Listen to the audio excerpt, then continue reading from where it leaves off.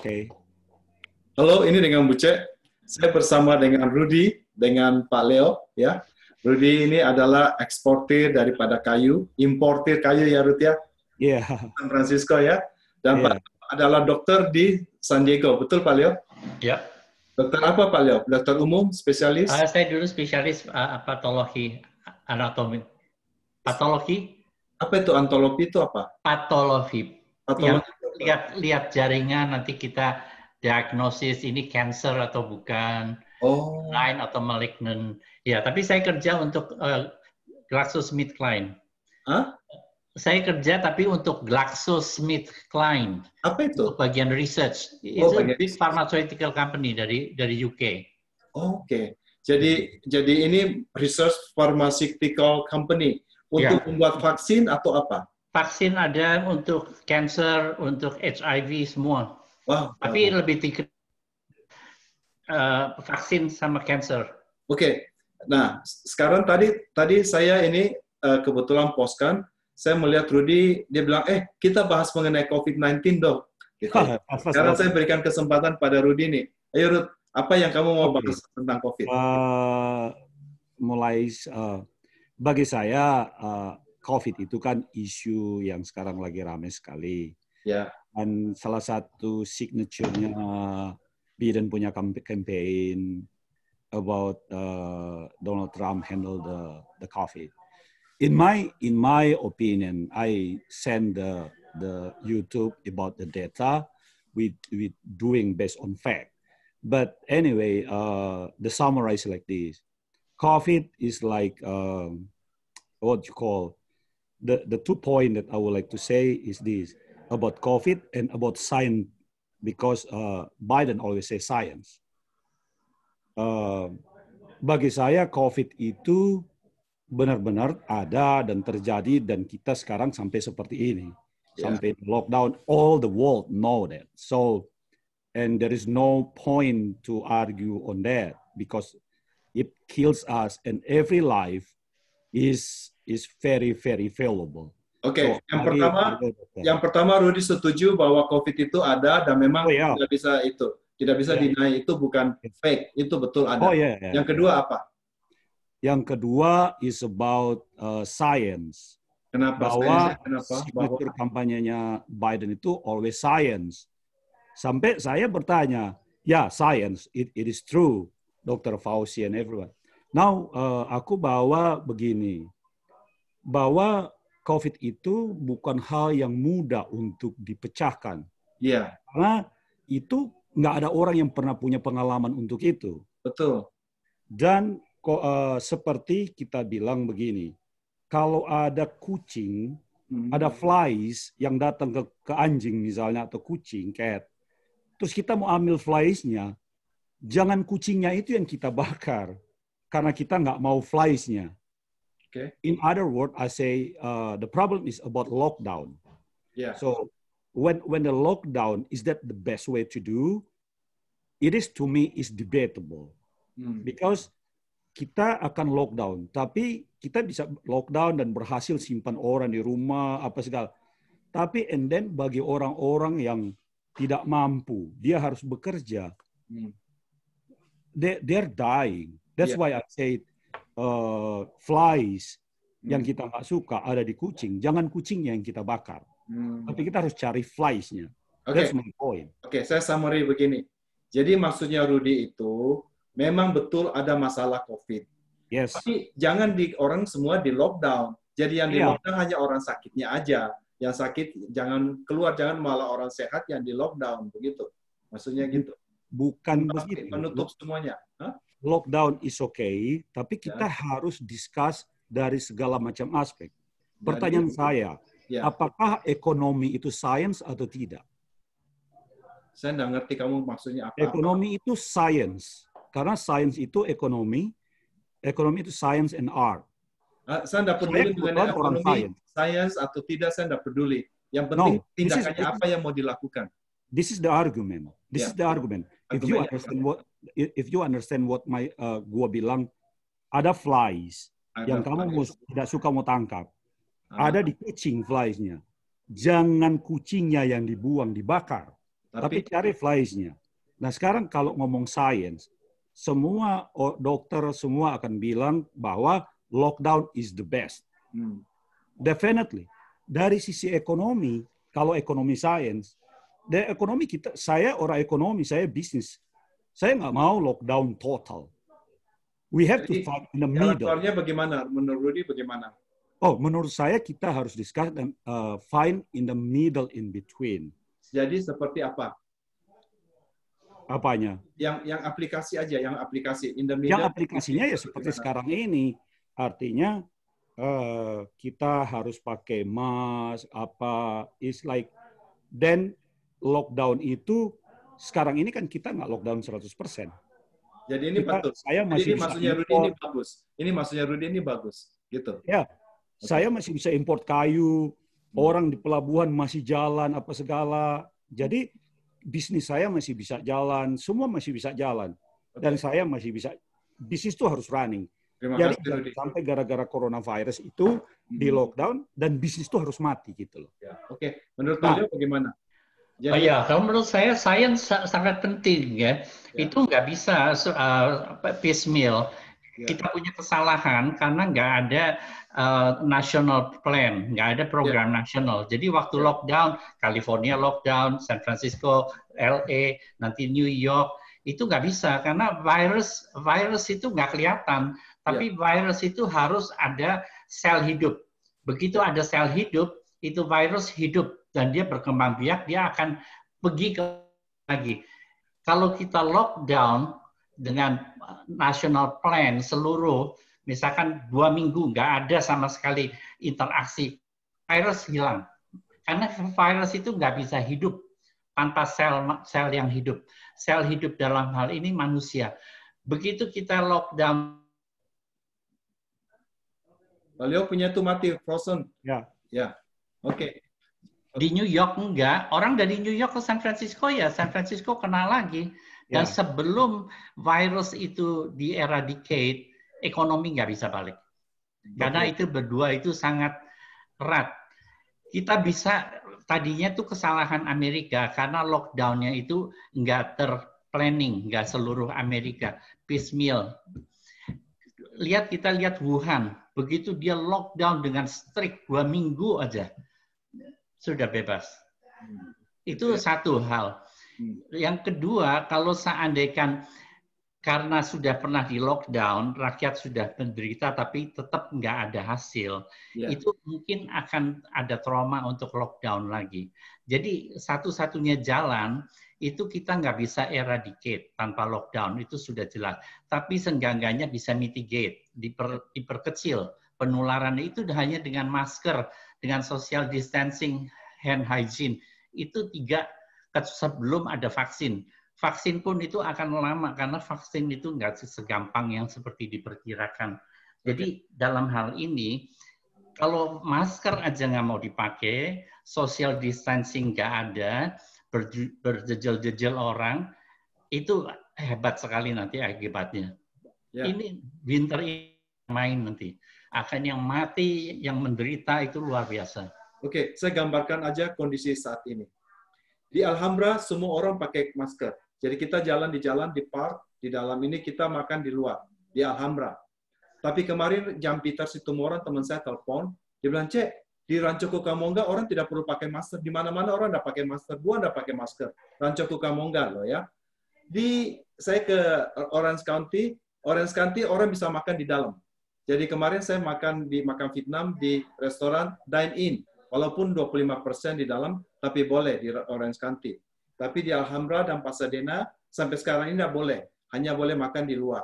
Jadi memang tidak seragam. Seperti yang Pak Leo bilang, tidak seragam. Saya ke Vegas bisa dine-in. Hampir 70% boleh.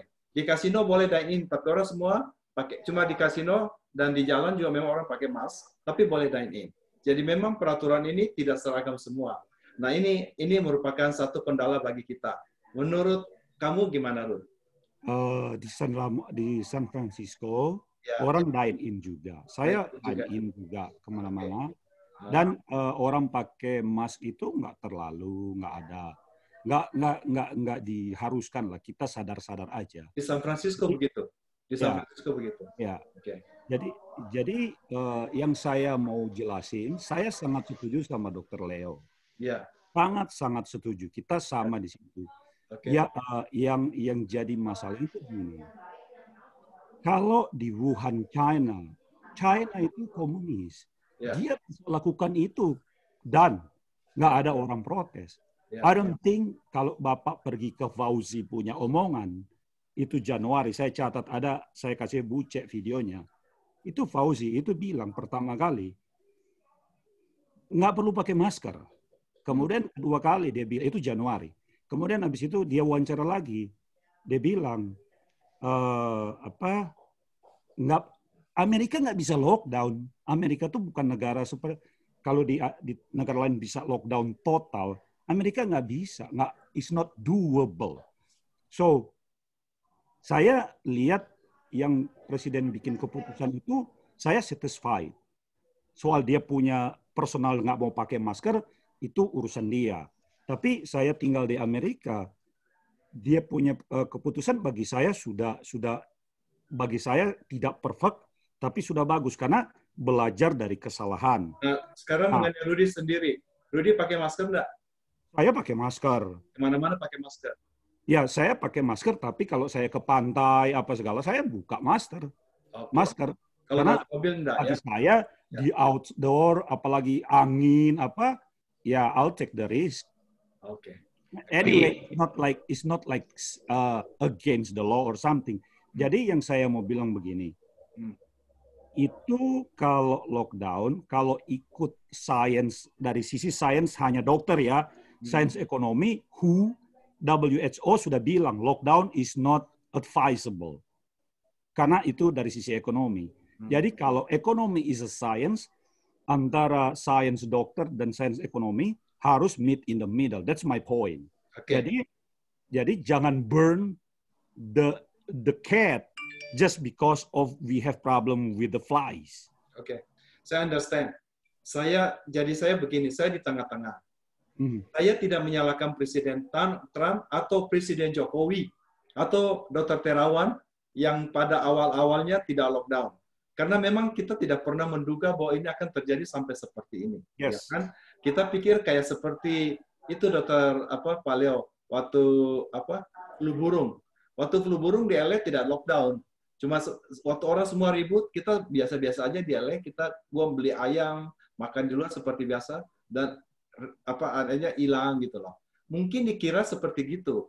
Jokowi juga tidak menutup loh, tidak lockdown pada awal, Dr. Terawan juga tidak lockdown. Sekarang mereka diserang gara-gara itu katanya jadi COVID banyak banget di Indonesia. Jadi kalau saya sih tidak. Kalau saya jadi Presiden Trump atau saya jadi Jokowi pada awal Januari itu, saya akan melakukan hal yang serupa. Kalau saya, ya, walaupun saya tidak mendukung Trump, tapi saya tidak menyalahkan dia dalam hal itu. Kalau saya, ya, benar. Kita tidak bicara mengenai lockdown ini, karena banyak topik ya. Ini untuk sementara kita akan di dalam lingkaran setan kalau kita akan bicara itu. Yeah. Yang kedua, kita mau bicara mengenai vaksin karena ini yang paling penting. Oke. Saya sudah ambil vaksin COVID. Saya sebagai volunteering, saya risikokan diri saya untuk ambil vaksin COVID. Terus 2 kali saya sudah disuntik ya, dan saya mengecek antibodi saya, Pak Leo. Jadi ini kan kebetulan Pak Leo ada di sini. Kira-kira bagaimana? Nah, jadi waktu saya mengikuti Pfizer. Jadi saya tahu katanya menurut yang kasih saya vaksin, saya the only Indonesian yang datang. Yang pertama Indonesian, saya tidak tahu ada lagi Indonesian lain, tapi pada waktu saya orang Indonesia pertama yang mengambil vaksin, resiko vaksin ini. Ternyata setelah saya periksa antibodi saya, 20 hari setelah vaksin yang pertama, saya ke lab periksa sendiri, ternyata negatif. 20 hari kemudian setelah vaksin kedua, juga negatif. Apakah saya memang kena placebo, saya memang hanya dapat placebo, atau bagaimana? Atau apakah itu bisa, saya memang dapat vaksin, cuma belum bekerja? Gimana, Pak Leo? Ya, mengenai vaksin itu ada 2 kemungkinan. Jadi itu kalau seandainya mau ngecek itu kan nggak bisa di laboratorium yang sembarang kan, harus laboratorium kan, karena laboratorium itu harus tercantum alamatnya, semua license-nya itu harus di FDA. Jadi nggak bisa bilang ini hari mau ke LabCorp, mau ke yang mana nanti dimasukin, itu nggak bisa. Harus satu tetap. Dan kalau seandainya negatif, yang kedua sudah negatif, itu ada dua kemungkinan, yaitu satu placebo, yang kedua kemungkinan yaitu non-responsif, karena vaksin itu kan nggak 100%. Gitu ya? Gitu. Booster negatif berarti bisa yang 40% non-responsif. Jadi nggak ada vaksin itu 100%. Tetap ada yang nggak bisa. Meskipun itu bukan placebo. Itu jawaban saya. Kemudian satu sedikit saja mengenai Fauci yang mengenai masker. Pada saat pertama kali outbreak, itu masker itu barang yang langka luar biasa. Mereka mau semua hanya personal dari medical. Jadi suster, dokter itu yang pakai. Kalau seandainya pada saat itu dibilang WHO, semua orang harus pakai masker, itu akan berkompetisi, mungkin harga masker luar biasa, akhirnya dokter, perawat nggak bisa pakai. Jadi itu waktu itu ada pertimbangan ekonomi. Yang pakai itu hanya yang sakit dulu, yang nggak sakit jangan. Tapi kemudian setelah produksi meningkat, semua harus pakai. Ya. Itu saya aminkan, itu betul, Ruth ya. Kayaknya waktu itu harga, ya. Ya, saya mau ngomong juga. Ya. Itu sangat-sangat benar. Fauci juga bilang, tetapi in according to his word, the program yang aku kasih ke Buce, dia bilang itu nanti setelah 1 bulan kemudian baru dia bilang, ya kalau pada saat itu aku bilang begitu, seperti Dr. Leo bilang, itu kita shortage on supply. Jadi ada pertimbangan ekonomi. Nah, hal yang begini yang di satu sisi dia bilang A, tapi di satu sisi dia punya pertimbangan lain. Nah, hal yang begini sebenarnya yang bagi saya orang bisnis, saya suka begini. Jadi mempertimbangkan semua aspek. Jangan nggak suka satu, semuanya dimatiin. So, jadi setuju sekali saya. Saya sangat setuju, Pak. Saya kira masalah pakai masker atau apa itu perkembangan. Yes. Karena itu kan virus ini kan lama-lama diketahui. Awalnya kan tidak diketahui bagaimana. Dan memang betul waktu itu saya ingat $35 150 biji. Sampai $50 50 biji itu $1 1 biji. Ya, saya ingat waktu itu. Sekarang turun udah bisa $10 ya. Waktu itu sampai kosong, dan kita dihimbau jangan, orang biasa yang tidak sakit jangan pakai, karena sakit rumah sakit sendiri tidak ada masker gitu loh. So ya berkembang ya, dan mengikuti perkembangan. So kita mengerti itu. Nah sekarang mengenai vaksin, Pak Leo ya, Dr. Leo. Jadi vaksin itu jadi bagaimana? Maksudnya apa yang Dr. Leo punya di situ penelitiannya, vaksinnya dari apa? Saya boleh tahu namanya apa? Ya, di Glaxo itu vaksin banyak sekali, dari vaksin mengenai pneumococcus, hepatitis, jadi banyak. Dia juga melakukan penelitian untuk COVID, tapi masih dalam tahap fase 2 atau apa, ketinggalan. Yang sudah dekat ini sekarang cuma Moderna, Pfizer, Oxford, sama AstraZeneca untuk yang di West ya. Kalau yang di East, China itu Sinovac segala macam. Tapi yang saya mau beritahu begini, kalau memang Buce sudah ikut dan sudah melakukan 2 kali itu pemeriksaan, dan hasil dari lab yang sama ya, bukan lab yang berbeda-beda loh. Ini harus lab yang sama yang ditunjuk oleh itu menunjukkan bahwa ini kemungkinan, karena mereka belum berani buka. Itu nanti kalau semua the last patient itu sudah baru nanti kodenya dibuka. Yang mana yang placebo, yang mana yang aktif. Tapi dengan sendirinya kalau Buce itu negatif, nggak ngerti kenapa diberitahu. Harusnya itu tetap nggak boleh diberitahu. Saya nggak minta dari itu. Jadi saya ngecek sendiri, saya bayar sendiri dari LabCorp. Yang itu beda. Vaksin saya dikasih vaksin dari klinik yang berbeda. Saya ngecek sendiri di LabCorp di Alhambra. LabCorp. Khusus untuk mengecek antibodi daripada COVID-19. Ternyata negatif dua-duanya. Jadi bukan dari tempat itu. Mereka nggak mau kasih tahu sampai saat itu. Iya, itu nggak boleh dikasih tahu karena ini kan double blind. Jadi sebetulnya ya, kalau sudah dicek sendiri negatif, tapi itu bukan dari lab yang sama, itu bisa memang itu lab ya, karena lab itu juga reagennya bisa lain-lain ya, jadi nggak bisa disamakan. Kalau dari yang pertama pakai lab A, itu dia punya reagennya, dia punya normal ranges-nya itu yang A punya, itu sudah harus disesuaikan. Begitu kita pindah ke B, itu sudah agak lain. Sudah lain, nggak bisa kayak periksa hemoglobin. Misalkan hemoglobin kamu 8, nanti pindah ke tempat lain ya paling 9, 8,5. Itu agak sedikit beda ya. Kalau ini pakai reagennya apa semua itu agak beda. Jadi negatif di satu lab belum tentu negatif di lab yang lain. Tergantung dia punya reagen, tergantung dia punya normal ranges-nya. Jadi dalam hal ini belum bisa tahu Buja itu dapat apa positif atau negatif. Tapi karena sudah dicek sendiri negatif, anggap aja negatif. Yeah. Kalau ini negatif berarti kemungkinan itu tapi belum tahu ya kan. Tapi bisa juga bukan placebo, bisa juga itu aktif, tapi berarti 70 berarti itu yang responsif. Karena kalau seandainya satu vaksin itu di-approve, itu diberikan ke masyarakat, misalkan dari 100 orang, meskipun ini vaksin yang betul loh, 100 orang, hanya 70 yang mempan, itu 70% sudah bagus sekali. Kalau hanya 30%, 20% itu kurang bagus. Mungkin dia harus berkompetisi dengan produksi lain yang bisa 50%. 50% aja mungkin bisa dianggap oke. Tapi kalau 70% itu udah bagus sekali. Nggak ada yang 100%. Nggak ada yang 100 orang diberikan 100-100-nya itu semua menghasilkan antibodi, itu nggak ada, nggak pernah ada. Oh gitu. Nah, kalau saat ini misalnya flu vaksin saat ini dianggap 100% apa 70%? Tetap 70%. Kalau saya dapat flu vaksin, apakah saya pasti ada antibodi? Iya, nggak ada vaksin 100% itu nggak ada. Nggak pernah ada dalam histori riwayat. Vaksin juga, even flu vaksin? Iya, semua vaksin, semua. Semua, mau vaksin apa juga nggak ada yang 100%. Hanya dia punya herd immunity itu sudah mencapai. Berarti begini, masyarakat itu 70% itu sudah terkena flu.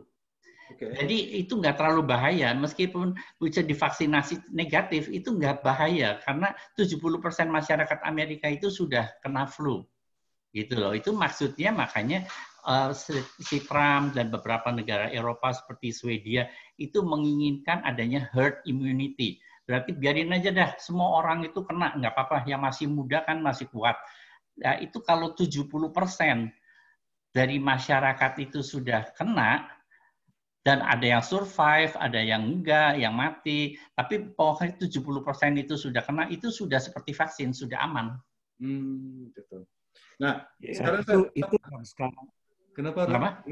Itu yang sekarang lagi kontroversi yang Bapak bilang tadi itu. Herd immunity. Orang pada bilang biarin aja nanti jadi sendiri, tapi saya setuju sama Pak Dokter.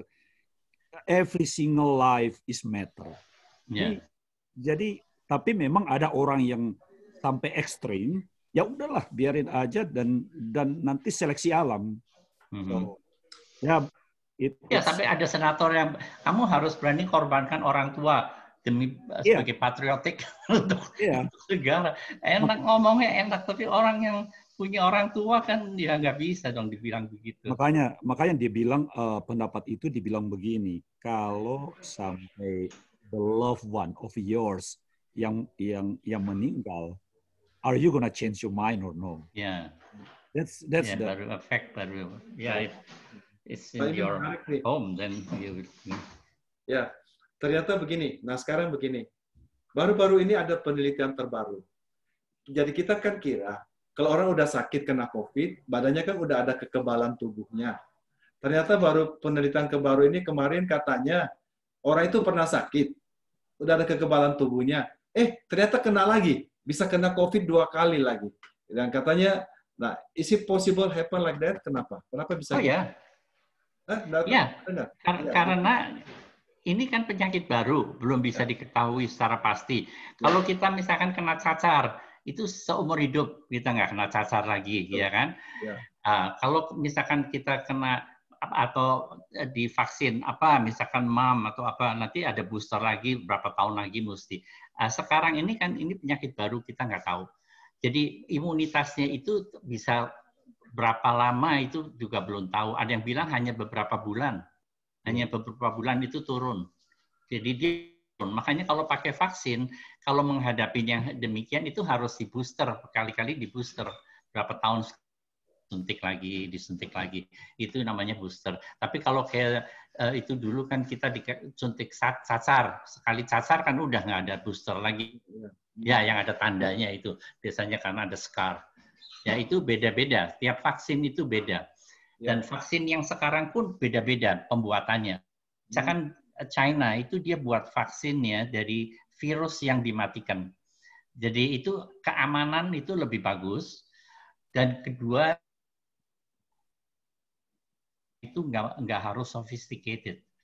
Kalau yang AstraZeneca itu virus biasa, virus flu dan sebagainya, itu direkayasa ditambah corona, ditambah spike, supaya menyerupai coronavirus. Itu teknologinya tinggi, harga bisa mahal.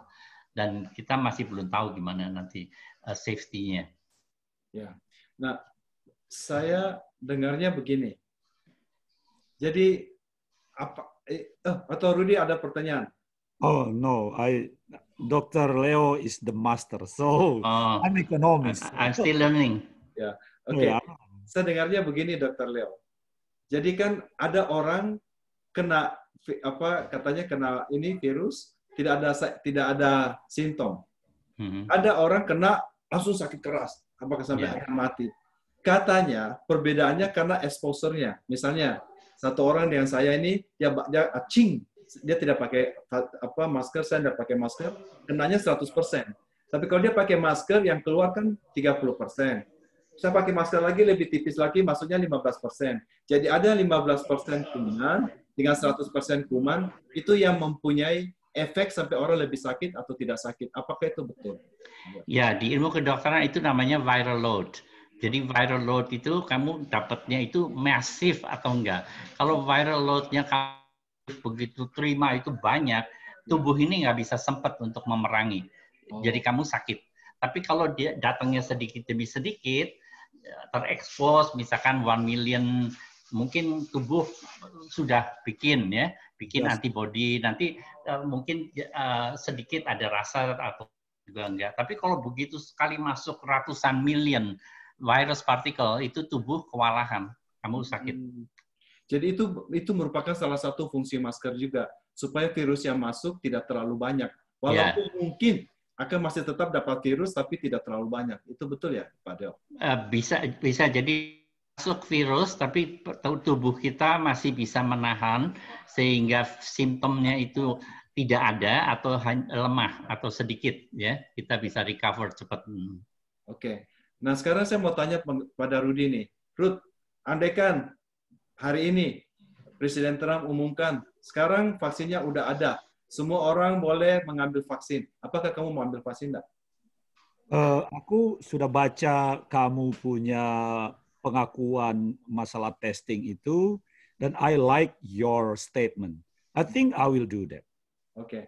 So you will do it. Yeah. So anyway, bagi saya sedikit faith. Bagi saya itu kematian itu, saya bukan satu orang mati nggak berharga. No, sangat-sangat berharga. That's why I'm serving homeless. Yeah. One thing that I said, bagi saya at the end, saya sempat stres, nggak bisa kerja, nggak bisa keluar, nggak bisa apa. Akhirnya I get over it by believing that my life is in His hand. And then I live by it because I have to exercise my faith. But I have to follow the regulation also. So balancing that. But the things that out of my hand, kematian itu dalam kepercayaan saya, itu sudah urusan Tuhan.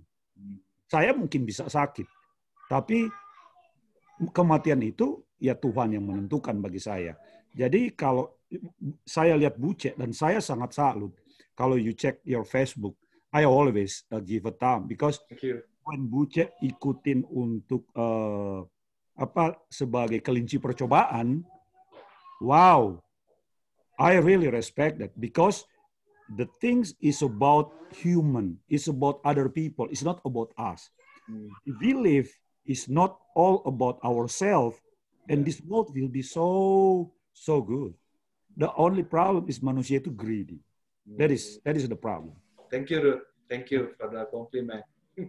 Bagaimana, Dr. Leo? Bagaimana? Ya, sebetulnya kalau dikasih kesempatan, ya kita nggak rasanya suatu termasuk privilege juga ya. Tapi kita harus juga lihat protokolnya, karena nggak semua orang itu bisa ya, meskipun dia mau sekalipun nggak bisa loh. Itu ada batasan umur. Ada etnik, kalau dia etniknya sudah tercapai, dia punya minoritinya sudah, dia nggak bisa ambil lagi, dia ambil yang etnik lain lagi. Dia perlu Asia berapa, dia perlu black berapa, white berapa, itu semua sudah didesain di protokol. Umur berapa, penyakit apa aja. Jadi harus memenuhi syarat semua itu. Itu kan namanya masih dalam fase 2 ya. Fase 2, fase 3 itu masih environment-nya itu terkontrol sekali. Betul. Jadi, sedikit ada gejala apapun, meskipun itu seakan-akan nggak ada kaitan, misalkan susah tidur atau makan jadi nggak enak, itu harus lapor. Karena hal-hal yang kecil itu kalau dikumpulkan ternyata kok ratusan orang yang ngomong begini, itu sudah merupakan suatu tanda. Ya. Jadi saya kasihkan update sedikit. Pada tanggal 15 September, waktu pertama kali saya mengambil vaksin itu limitnya between 18 to 55 years old. Jadi hanya diterima between 18 tahun sampai 55 tahun. Kemudian 20 hari setelah itu, saya kembali tanggal 15 Oktober, terakhir 15 Oktober dia beritahu. Terus prosedur sekarang ada diganti. Sekarang dibuka mulai dari 12 tahun sampai 100 tahun. Jadi sekarang di spread. Jadi sampai 100 tahun boleh dikasih vaksin. Jadi sekarang itu begini, itu dari Pfizer. Jadi pada waktu 15 Oktober, waktu saya ke sana mendapat vaksin kedua, dia memberitahu saya perubahan itu. Terus yang pertama, waktu jadi begini, saya harus berkesana 6 kali. Hari vaksin pertama, saya diambil darah 2 ampul, 30 ml, jadi 3 ampul. Kemudian yang kemarin pada waktu vaksin kedua saya diambil darah cuma 20 mm, saya nggak tahu kenapa. Mungkin lebih kurang yang itu, tapi itu yang perubahannya dia beritahu dan dia sengaja memberitahu itu. Kemudian saya akan harus datang 6 bulan setelah 5 bulan setelah vaksin kedua. Jadi 5 bulan setelah vaksin kedua untuk melihat apakah vaksinnya masih ada setelah 5 bulan. Kemudian 1 tahun setelah vaksin kedua. Kemudian 2 tahun setelah vaksin kedua. In the meantime, setiap minggu saya harus melaporkan kalau saya ada kena COVID atau ada gejala yang ini, saya harus laporkan. So itu so far yang dilakukan oleh mereka. Itu update yang terjadi. Gitu. Sebentar, Abu Jas. Setahu saya Pfizer menangguhkan clinical trial karena ada satu pesertanya yang mengalami efek samping ya. Cuma dia nggak disclose, nggak memberitahu kenapa. Benar nggak? Saya tidak dengar itu. Yang saya dengar malah yang itu. Harusnya kamu karena dalam trialnya Pfizer harus beritahu kamu. Saya tidak dengar itu dan saya tidak baca hal itu. Yang saya dengar itu dari Johnson & Johnson. Jadi Johnson. Ya, sorry. Saya ketukar. Ya, Johnson & Johnson yang berhentiin. Ya. Jadi begini, ini informasi yang saya dapat. Di sini di Amerika yang akan di-approve adalah Pfizer dan Moderna. Ya. Terus kemudian yang ketiga adalah Johnson & Johnson. Perbedaannya Johnson & Johnson cuma disuntik 1 kali. Jadi waktu saya pertama kali ke sana, kita diberitahu begini. Ini tidak diketahui karena ini RNA-nya yang disuntikan, bukan real virusnya. RNA, genetic code-nya yang disuntikan. Jadi kemungkinan bisa ada mutasi gen. Makanya saya harus berjanji tidak akan membuat anak dalam 3 bulan. Wanita tidak boleh hamil dalam 3 bulan. Karena takut janinnya berubah, nanti mukanya muka gajah atau mukanya muka babi. Kita kan tidak tahu, karena RNA kan. Jadi itu yang pertama. Kedua, saya dikasih tahu begini, bahwa ini mau dilihat konsentrasinya berapa, karena ada 10 mili, 20 mili, 30 mili, atau 100 mili. Jadi lebih baik disuntikan 100 mili satu kali, hanya satu kali vaksin, gede, atau 10 mili dan 10 mili, atau 20 mili dan 20 mili, atau 30 mili dan 30 mili. Jadi dilihat yang mana yang paling efisien untuk semua orang. Dia kasus saya begitu. Jadi ternyata, kata mereka begini, jadi ini disclose hanya untuk pasien yang volunteer. Bahwa ternyata lebih efektif kalau kecil dan kecil. Jadi misalnya 100 mili dikasih, ternyata side effect-nya lebih banyak, gitu, gatal atau kejang-kejang atau bengkak gitu, bisa kayak gitu. Atau kalau lebih sedikit kan berarti side effect-nya lebih kecil kan, atau 10 mili dan 10 mili. Ternyata katanya yang efektif malah sekitar 20 mili atau 20 atau 30 mili lah. Tentu sekecil mungkin. Sebab yang sekecil mungkin dosisnya berarti akan lebih banyak orang dapat vaksin, gitu kan? Karena vaksinnya kan tertentu. Tapi dengan dibagi lebih kecil kan lebih banyak orang dapat, gitu. So far itu yang dilakukan oleh mereka, yang mereka kasih tahu pada saya. Itu biasanya kalau begitu tuh ada berapa arm ya. Jadi misalkan ada satu grup yang dapat 100 mili, satu grup dapat 50, dapat 20, tapi si penderita nggak dikasih tahu dapatnya berapa, nggak dikasih tahu ya. Nanti dia akan lihat safety-nya dulu. Ini dari safety-nya dilihat yang 100 ternyata banyak. Ini nanti nggak boleh lagi 100 dipakai, 50 aja. Kalau 50 banyak 20. Iya. Kayaknya kita dicobain begitu. Saya sendiri nggak tahu berapa mili saya dapat gitu loh. Ya, so far itu. Saya mau nanya ke Pak Leo, boleh? Ya. Oh ya, silakan. Pak, kalau background saya kan bukan medical, jadi saya lihat begini. Kita punya waktu tinggal 2 menit. Ini benar apa enggak? Jadi saya lihat begini. Vaksin itu kalau nanti keluar dan kayak Bu Cek bilang tadi, di-announce untuk bisa dipakai oleh masyarakat, itu berarti kan sudah melewati testing yang normal dalam kedokteran kan? Bahwa keselamatan safety-nya rakyat Amerika tuh is number one. Nah, apakah kecepatan untuk menghasilkan vaksinasi itu possible dalam waktu 1 tahun. Jadi vaksin itu datang Januari atau Februari daripada yang dulu diperkirakan sampai 1-2 tahun. Tapi Januari Februari kan berarti speed sekali kan, cepat sekali. Apakah itu dalam kedokteran itu, dalam ilmu kedokteran itu make sense apa enggak? Ya, sebetulnya kalau dia sudah di-approve semuanya, misalkan di-approve fase 3 ya, kita bicara fase 3 semua di-approve sama FDA, itu sudah boleh diproduksi, dipakai ke orang, itu produksinya yang masalah, karena satu pabrik itu nggak mungkin bisa sampai million. Maksimum di China atau India yang paling besar, maksimum itu 200 million per tahun. Jadi itu harus bisa cari beberapa pabrik yang bisa bikin sampai 200 million per tahun. Kalau seorangnya Amerika 300 million, berarti satu pabrik itu khusus hanya untuk orang Amerika, padahal ini seluruh dunia kita bicarakan. Di samping itu juga kalau seandainya itu hanya sekali. Kalau itu 2 kali, itu masalah lagi. Berarti itu pabrik harus bikin 2 kali. Belum lagi masalah safety. Itu di-approve, itu fase 3. Di-approve sudah boleh dipasarkan.